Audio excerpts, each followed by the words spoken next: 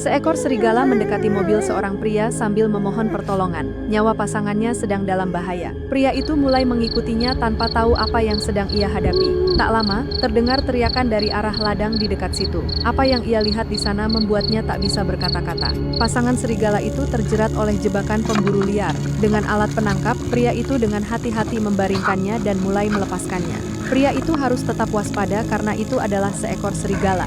Namun, serigala itu tampak begitu tenang karena ia tahu bahwa pria itu ada di sana untuk menolongnya. Setelah bebas, ia beristirahat sejenak, lalu melesat pergi. Pria itu berpikir bahwa itu akan menjadi terakhir kalinya ia melihat mereka.